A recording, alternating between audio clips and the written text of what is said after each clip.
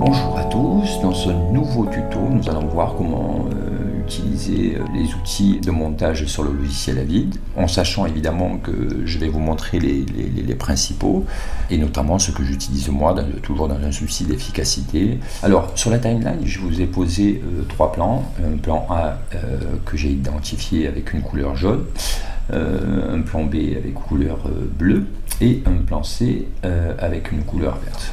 Donc ça vous permettra de visualiser les manipulations que je vais faire directement sur la timeline. Donc alors, si on commence par le début, évidemment, si j'ai un rush, donc ici c'est le plan A et que je veux le monter, donc je fais un in et un out, évidemment, raccourci que je vais retrouver directement sur mon clavier, ou ici sur l'interface. Donc évidemment ces raccourcis sont par défaut sur votre clavier, mais vous pouvez en ajouter, en enlever, etc. Ça c'est à vous de voir en fonction de vos besoins et de vos préférences. Donc je vous invite à voir le tuto que j'ai réalisé donc sur comment configurer son interface et son clavier.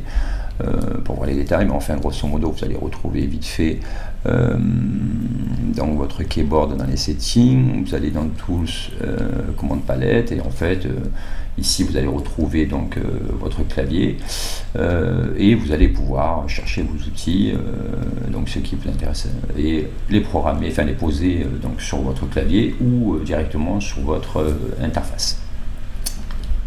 Voilà, ceci étant dit, donc si je souhaite faire un petit montage, donc je fais un petit out, je fais la même chose également donc sur ma timeline, je dis admettons, bah tiens, ce plan là je vais le poser ici, donc je vais lui faire un petit point in, et je vais le monter en mode insert. Donc le mode insert, alors vu que vous pouvez pas voir mon clavier, je vais chercher mon petit keyboard qui est ici, que je vais garder là comme ça, vous aurez la possibilité de le voir. Donc en mode insert évidemment, c'est ce petit icône donc jaune avec ces petites barrettes. Si je veux monter en mode normal, c'est-à-dire écrasé, je vais utiliser ce petit icône. Ensuite, si je veux pouvoir déplacer, admettons, cet élément, ou plutôt celui-ci, admettons le plan C, et que je souhaite le déplacer finalement entre le plan A et le plan B, il vous suffit en fait de prendre ce petit outil segment, passer en mode segment, vous sélectionnez en fait votre clip, comme ici je vous ai monté un plan et j'ai monté 3 sons différents, donc là c'est des petits éléments de sound design qui sont en prétexte qui me servent simplement pour l'exercice. Donc soit je les sélectionne en appuyant sur Alt, je peux sélectionner les 3 et garder ma sélection, soit je sélectionne comme ceci, donc je reprends, je me mets légèrement sur la gauche, vous voyez, et hop, on va y arriver, voilà, j'ai sélectionné les éléments que je veux déplacer. Donc je n'aurai plus qu'à venir ici et déplacer mon élément, et vous voyez que le plan B s'est poussé sur la droite. Donc ça c'est un outil qu'on utilise en permanence. En ce qui concerne les outils segment, vous avez celui-ci en mode insert et vous avez également celui-ci.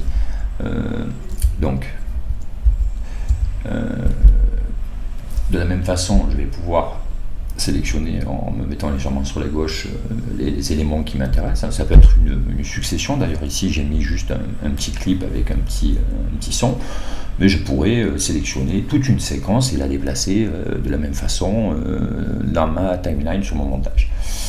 Donc si je déplace cet élément ici, vous voyez, donc je ne suis pas en mode insert, qu'est-ce qui se passe? Et bien en fait j'écrase le plan B. Donc évidemment il y a des tas de possibilités, je ne peux pas toutes vous les montrer, je vous montre les principes dans les grandes lignes. Donc voilà, c'est assez simple, vous avez vu. Donc pour ceux qui pratiquent sur d'autres logiciels de montage, évidemment ça va vous parler très rapidement.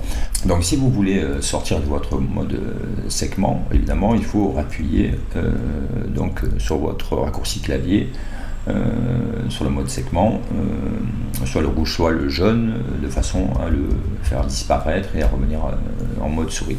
Donc ensuite, moi ici j'ai installé en fait ces deux petits outils en 3 et 4 qui me permettent en fait très rapidement d'effectuer des opérations de montage en mode cut, évidemment. Donc ça c'est le genre d'outil que je vais utiliser souvent avant que le montage soit très élaboré et qu'il y ait une succession de clips audio et vidéo qui sont imbriqués, etc. Où là ça va devenir complexe, mais dans ce cas de figure ici, par exemple, au lieu de venir, par exemple, je sais pas, imaginons ici que ce soit une action, un personnage qui ouvre une porte et qui rentre dans une pièce, au moment où je veux couper la scène, si par exemple je veux raccourcir, je me dis ici là admettons j'ai 4-5 images de trop, donc j'ai la possibilité de faire un in, un out, et de couper ici l'élément qui est en trop.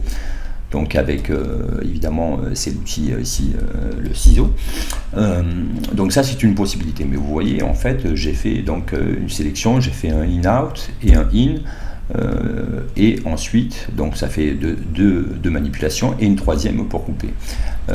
Ce qui est intéressant donc avec ces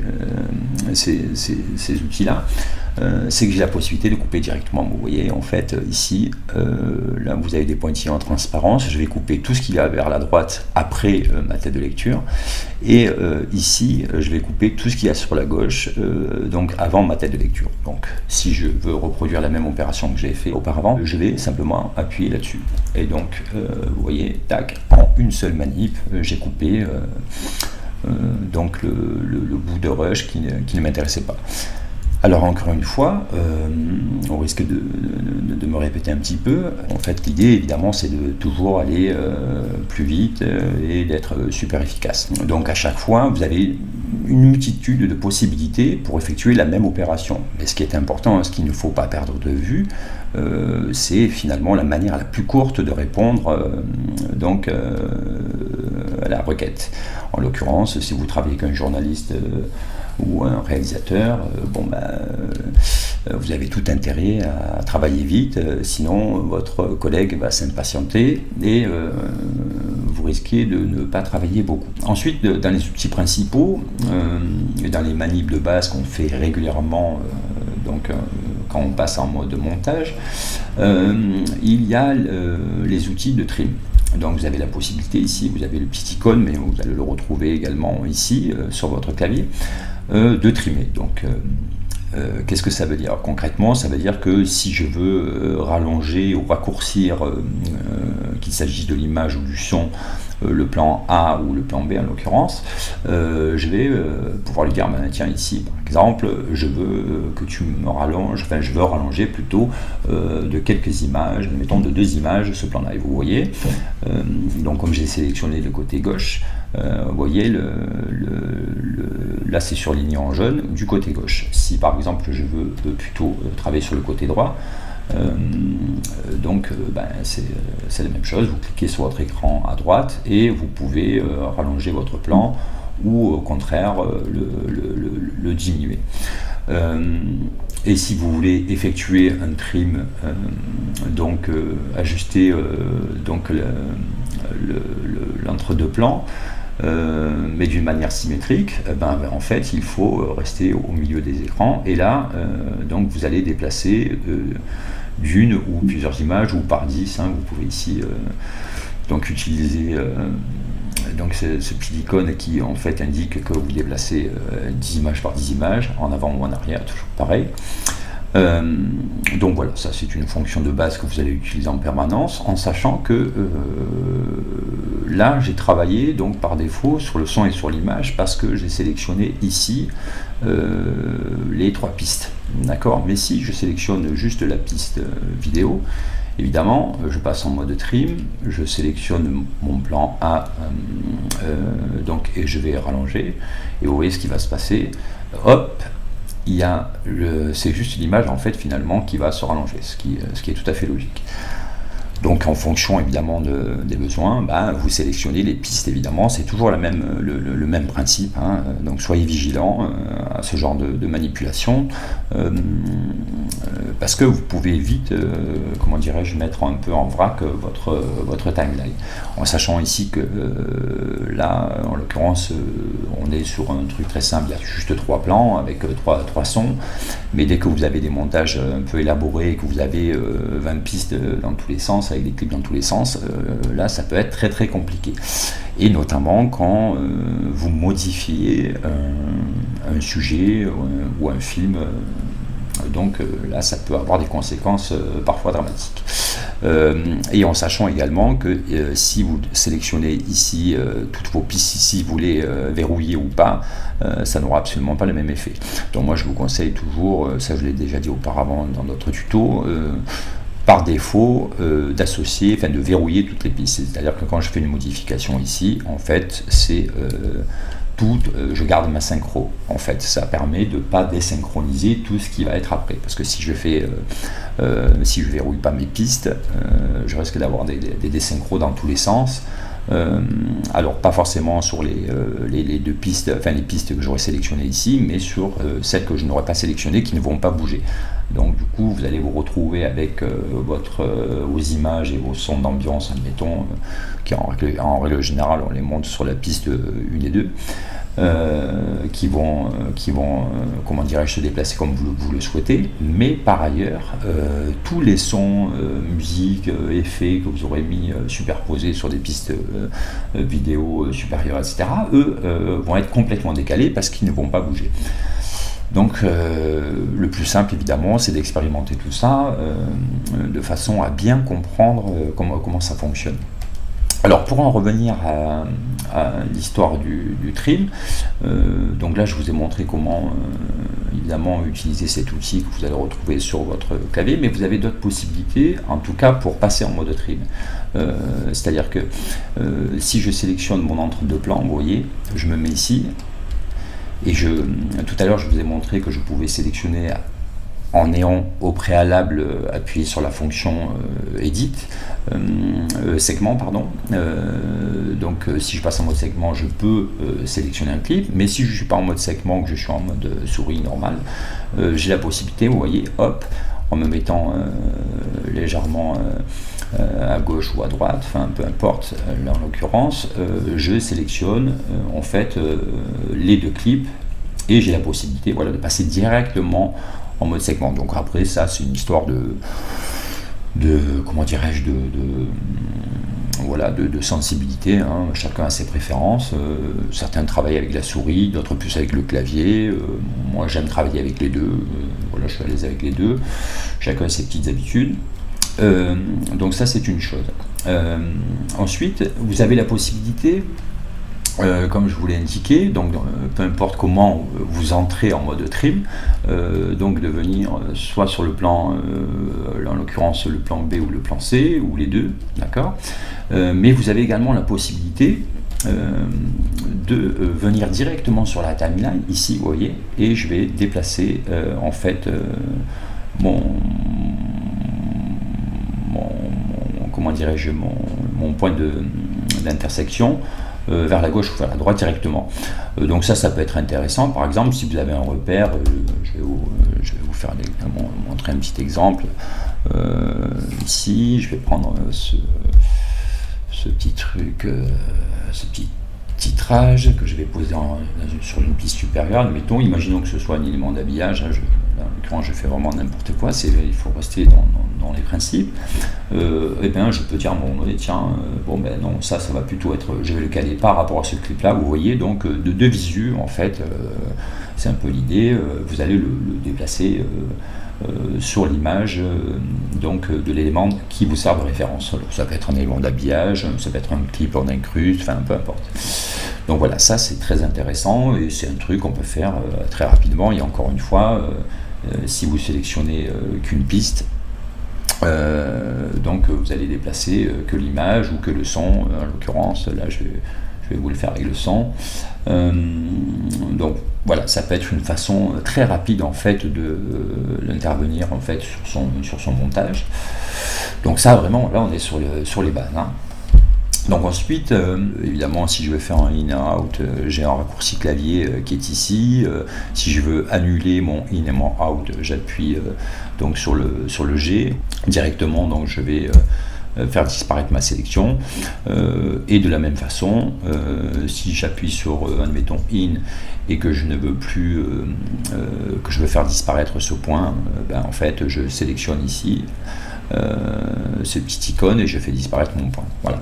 Alors ça peut également servir, admettons, si par exemple je suis ici, moi ça m'arrive de m'en servir, bon dans l'occurrence on est sur un truc assez simple, mais pour venir directement, admettons, sur le clip qui a été sélectionné, vous avez la possibilité d'utiliser ces deux petites icônes qui vous permettent de vous déplacer sur les points que vous avez posés dans votre timeline, en l'occurrence le in and out.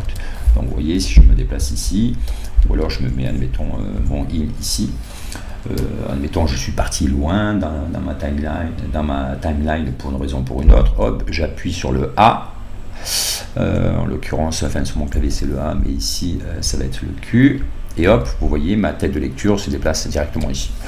Donc ça peut être une option intéressante. Ensuite, si je pose comment dirais-je, un petit effet, admettons, je vais mettre un petit effet ici. Donc là en l'occurrence c'est un petit effet de pixelisation de genre TV toute pourrie, et que finalement pour une raison ou pour une autre ça ne m'intéresse pas. Bon ben évidemment la seule façon de l'enlever c'est d'appuyer sur ce petit icône qui vous permet d'effacer votre effet, ou encore une autre façon de faire, c'est vous passez en mode segment, vous sélectionnez votre clip et vous appuyez sur votre petite flèche pour l'effacer. Donc ça c'est des petits raccourcis, des petites façons de faire qui sont assez intéressantes. Dans les outils que je trouve donc indispensables, vous avez évidemment le mode donc extend et l'outil match frame. Donc qu'est-ce qui se passe? Alors comment ça fonctionne? C'est très simple, donc ça c'est un truc qui va vous servir en permanence.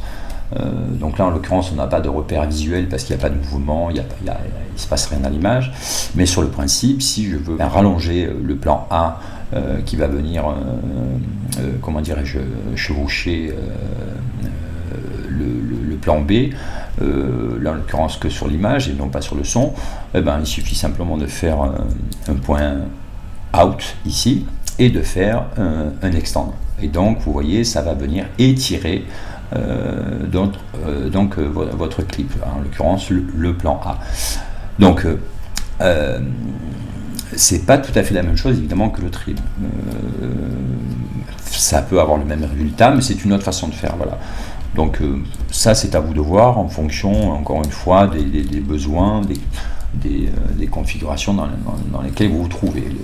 L'idée étant toujours la même, d'aller le plus vite possible et de faire par conséquent le moins de manip que possible.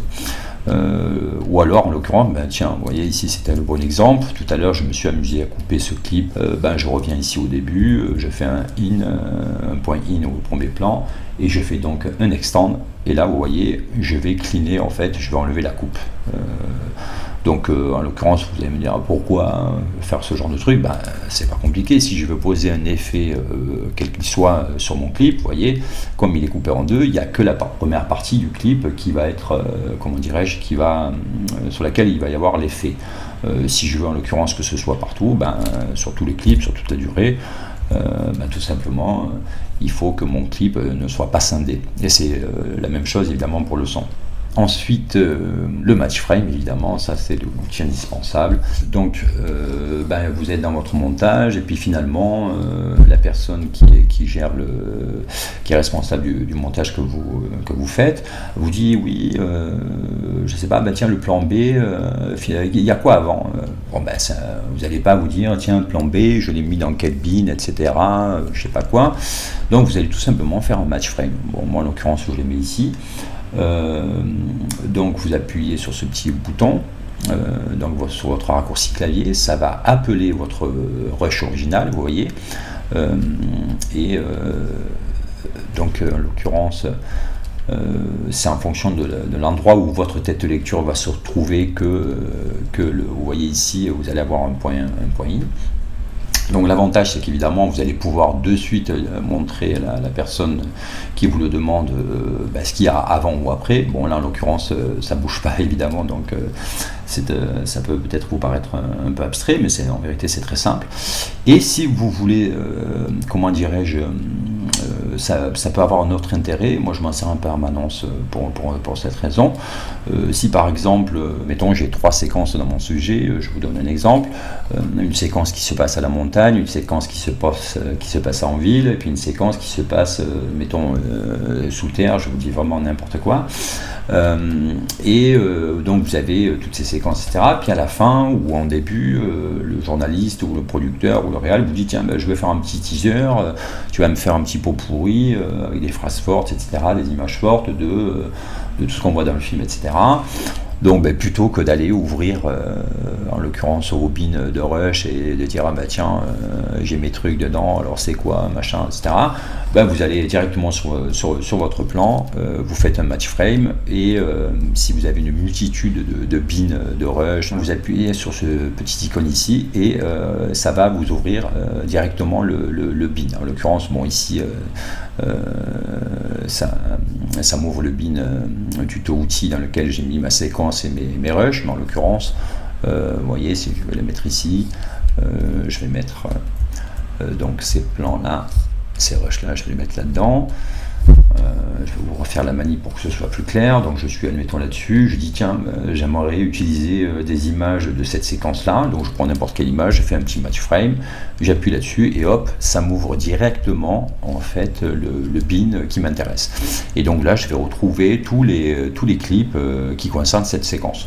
Donc ça permet encore une fois de gagner du temps, d'aller droit au but.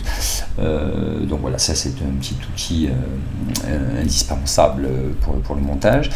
Et alors évidemment le mode calcul, quand vous posez un effet, vous savez ici vous retrouvez ce petit outil, vous l'avez ici, où évidemment moi en l'occurrence je l'ai configuré sur mon clavier ici. Donc je vais poser n'importe quel effet, voilà, tac, et je veux le calculer, vous voyez, donc certains effets s'affichent en temps réel, d'autres pas. Là, en l'occurrence celui-ci il ne va pas s'afficher en temps réel. Un 3D Warp s'affichera en temps réel, mais là c'est un effet un petit peu complexe, un petit peu lourd à gérer pour la ville, et il va falloir donc le calculer. Donc je vais appuyer ici, je lui donne au préalable le disque de destination pour le calcul, et je fais OK, il va me le calculer, et ensuite seulement je pourrai voir mon image en temps réel. Sinon il faudra me contenter de le voir comme ça, image par image, en mode oui, image par image, quoi. Parce que si j'appuie sur play, vous voyez, il n'y a rien qui apparaît. Donc ça c'est un des outils indispensables. Évidemment donc tout ce que je vous dis c'est un petit peu lié aussi à la config clavier, pour certains trucs ça va être un petit peu redondant, mais c'est pas bien grave. Donc le mode, je vais aller oublier celui-là, donc c'est le ciseau, je vais couper un clip. Donc vous allez le retrouver ici, moi en l'occurrence je l'ai mis là sur mon petit clavier, donc ça c'est un truc qu'on va utiliser en permanence pour différentes raisons. Et puis pour se balader un petit peu dans la timeline aussi évidemment, donc je vais utiliser un zoom ou un dézoom, donc soit je viens ici pour agrandir ma timeline ou la réduire, d'accord, mais j'ai la possibilité de mettre un petit raccourci clavier que vous allez configurer ici et que vous allez poser sur votre clavier. Et donc moi en l'occurrence c'est sur mes petites flèches ici, et donc je vais zoomer ou dézoomer ou carrément venir ici et afficher ma séquence en entier. Donc c'est tout mon montage évidemment. Donc ça c'est des outils que vous allez utiliser encore une fois en permanence. Et évidemment pour finir, le petit dernier, l'outil qui concerne les pistes gigognes. Alors moi j'ai placé ici. Alors Il y a deux façons de rentrer dans les pistes gigones. Donc, qu'est-ce que ça veut dire? C'est que grosso modo, en fait, j'ai posé un effet. À l'intérieur de cet effet, donc je retrouve mon clip, d'accord. Mais je peux venir poser, en l'occurrence, un autre effet à l'intérieur. Vous voyez, là, en l'occurrence, j'ai fait un flip-flop. Et donc, avec ces petites icônes là, je vais pouvoir rentrer à l'intérieur. Donc en fait, pour faire simple, c'est un peu comme un sous-dossier, on va dire. Voilà, à l'intérieur de lequel vous allez mettre des choses. Donc pour ceux qui font de l'After Effects, c'est un peu le même principe, hein, sauf que là, en l'occurrence, c'est que au bout du compte, on voit qu'une piste, mais à l'intérieur, on va pouvoir mettre des tas de choses, d'éléments. Là, en l'occurrence, c'est un effet, mais je peux rajouter une piste. Ça peut être intéressant pour combiner en fait des effets un peu complexes, des effets graphiques. Admettons sur la piste supérieure, je vais mettre un peu de grain. Sur celle-ci, je vais mettre un effet d'étalonnage, un effet de titrage, etc. Et une fois que j'aurai combiné tous ces éléments dans le clip, évidemment, que j'ai sélectionné, je sors de ma piste gigone et ici, vous voyez sur la timeline générale, en fait, je ne vois qu'un clip.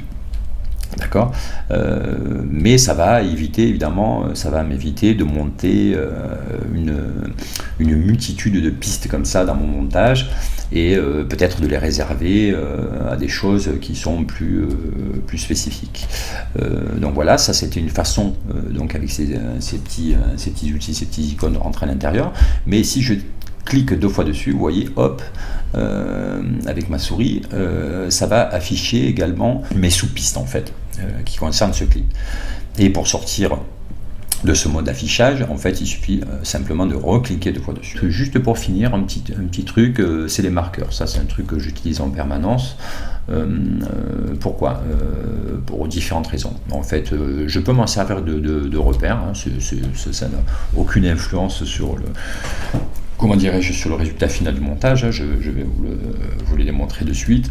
Je vais mettre un petit marqueur ici, donc en sélectionnant la piste évidemment, hein, si je sélectionne les pistes son, le marqueur va se positionner sur les clips son, et j'ai la possibilité de dire, bon, admettons, si c'est la journaliste ou le producteur ou le réal qui me dit, après avoir vu mon montage, bon ben tiens, ici, pense à mettre tel ou tel truc, donc change le plan, admettons, qui me plaît pas, bon ben je vais taper ici, change le plan, voilà, tac, et on va avancer. Et quand je vais revenir, que je serai tout seul et que je vais faire mes modifications, ben je viens ici, vous voyez, sur mon petit marqueur, et le petit texte s'affiche, change le plan, donc voilà. Comme ça, j'ai noté mes modifications directement sur ma timeline, au lieu de le faire sur un bout de papier, en disant à tel TC, il faut changer le plan, à tel TC, admettons, revoir la colorimétrie, à tel TC, changer la musique, etc. Je peux l'indiquer directement. Donc ça, c'est un des avantages. Et l'autre avantage, c'est que parfois, c'est pas vous qui allez faire les modifications sur des projets. Quand vous travaillez sur des programmes de flux, où vous avez 20 monteurs qui tournent en permanence, qui changent d'un jour à l'autre, etc. Bon, c'est beaucoup plus judicieux de marquer vos modifications, ou en tout cas des indications, peu importe, directement sur votre projet.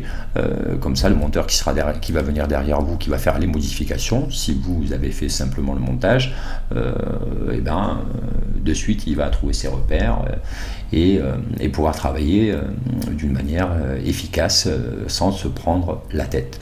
Voilà, écoutez, j'espère que ce tuto vous a plu et à très bientôt.